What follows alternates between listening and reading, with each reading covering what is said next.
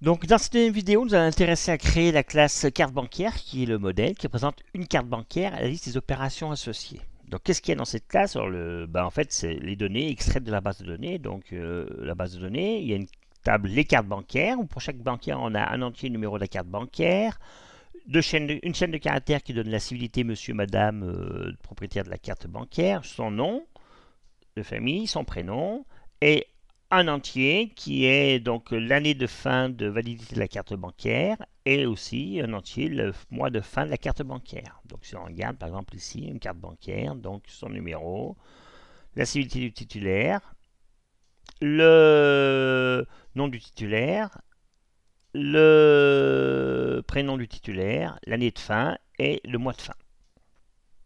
Donc au niveau du code Java, donc ouvrons le projet MyBank, allons dans les codes sources, dans le package modèle classes, c'est là où on va mettre nos classes de modèles. On va créer donc une classe Java que nous allons appeler carte bancaire, qui représentera un objet carte bancaire.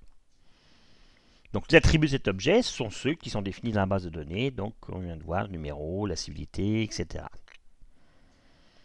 Donc allons-y. Donc un premier attribut, donc c'est bien de le mettre privé, hein, pour pas qu'il puisse être modifié en dehors du code de la classe.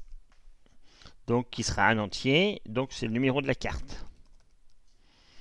Ensuite, la civilité du titulaire, donc qui sera une chaîne, string T titulaire. Ensuite, une string qui sera le nom du titulaire.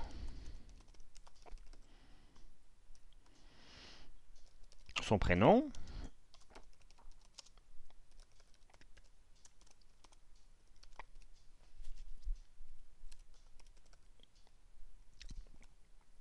Son nom de famille.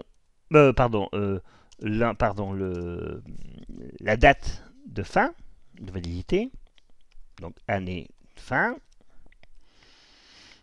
Et le mois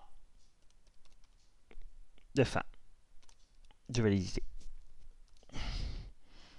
Voilà, donc ça, c'est les attributs qui, pour le moment, vont définir une carte bancaire. Donc le constructeur va consister à définir chacun des attributs. Quand on crée une carte bancaire, on récupère ces attributs dans la base de données et voilà. Donc le constructeur, en fait, va prendre comme paramètre tous les attributs que l'on a ici qui seront extraits de la base de données. Donc on génère le constructeur facilement. Et puis ensuite, puisque notre page JSP, une fois que le modèle sera créé, a besoin d'accéder à ces informations pour les afficher dans la page HTML, donc il faut mettre les accesseurs. Donc insérons le code. Donc on va générer les getters. Donc tous, hein, l'année de fin, la civilité, etc. Donc on les prend tous et on génère. Voilà. Donc tous les accesseurs qui vont avec. Alors ici, on a un petit warning qui dit que je peux mettre les attributs finaux, car en fait, ils ne sont pas modifiés une fois que l'objet est créé. Donc c'est bien ce que je veux. Donc autant profiter de cette fonctionnalité du langage Java qui éviterait de faire des modifications de ces attributs. Voilà. Donc là ici, ma carte bancaire est créé. J'ai tout le code de la carte, donc les attributs, le constructeur, les accesseurs. Donc c'est vraiment un objet très simple, hein, qu'on appelle un data access, un data transfer object, hein, donc qui servira à transférer des données de la base de données vers notre application Java. Donc on met les attributs et on les consulte avec les getters correspondants. Alors si on revient à la présentation, on disait que la carte bancaire, c'est par exemple une carte bancaire à la liste des opérations associées. Donc c'est quoi ces opérations associées? Les opérations associées, c'est le numéro de la carte à laquelle elle effectue l'opération, le type d'opération, une chaîne de caractères, l'achat ou un retrait, l'intitulé de l'opération, le montant de l'opération en euros, qui est un nombre réel, et puis la date d'opération et l'heure de l'opération. Donc on va créer pour cela dans notre dans notre classe carte bancaire un attribut qui sera aussi la liste des opérations associées. Donc private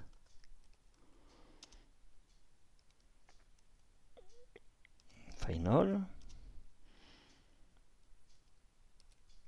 Donc c'est une liste. Liste de quoi? Alors on l'appellera des opérations CB. Carte bancaire. Donc on va créer une classe correspondant à une opération de carte bancaire. Et donc ça, ce sera la liste des opérations. Donc opération. Alors là, il y a deux erreurs. Il y a une erreur que d'abord, il faut qu'ils connaissent ce que c'est que le type liste. Donc c'est java.util.list. On utilise une collection. Et puis opération CB. Et ben on va créer la carte, la classe opération CB. Voilà, donc qui sera une classe elle aussi publique dans notre package carte bancaire.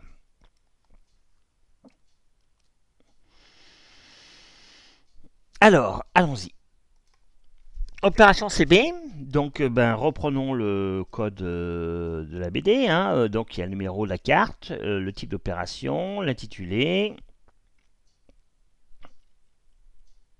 le montant de l'opération, qui sera réel, etc.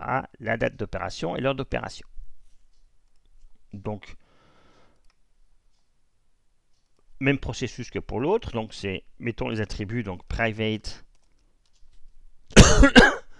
donc int numéro CB, donc le numéro de la carte bancaire, private string type opération. On aurait pu ici utiliser un type énuméré Java, mais bon, on va faire dans le simple. Private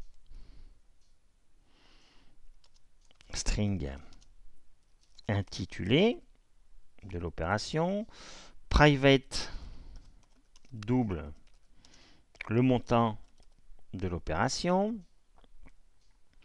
Private, alors ici on va mettre une string, on pourrait utiliser les objets date, mais c'est ce qu'on utilise dans la BD, mais ici, comme c'est juste pour l'affichage, on mettons des strings, qui sera donc la date de l'opération, le jour en fait, hein, date, et pareil pour l'heure, private string, l'heure de l'opération. Alors là, vous entendez des bruits bizarres, c'est mon chien qui est en train de rêver.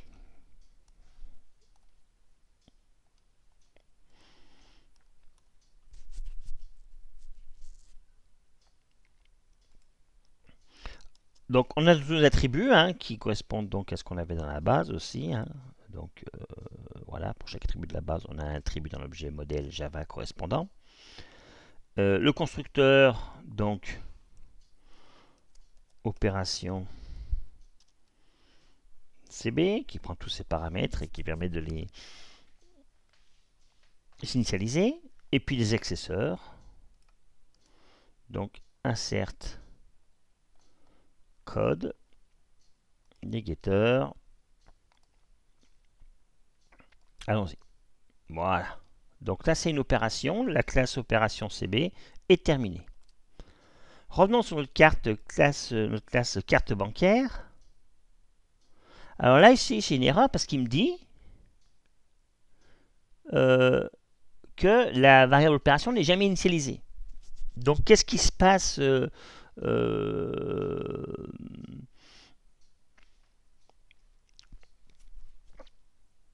quand je veux initialiser une carte bancaire? Alors, au début, on va dire que la liste des opérations, c'est une liste vide dans le constructeur. Donc, this.opération une liste vide. Donc, je vais créer un ArrayList, qui est une implémentation de l'interface list.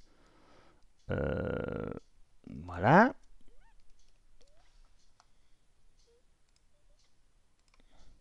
Donc, une liste d'opérations qui est vide. Et puis, je vais faire une méthode qui sera ajouter une opération, public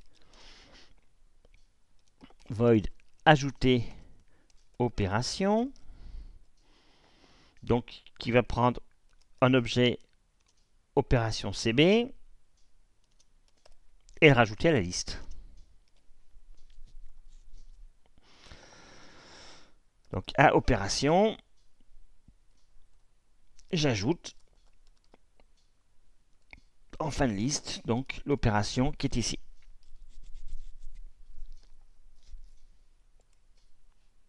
Et puis je vais mettre aussi un accesseur, insert de code, un accesseur qui me renvoie la liste.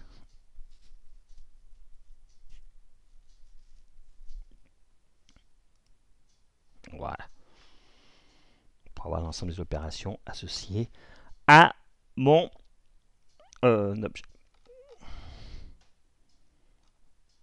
Donc j'ai fini la partie modèle.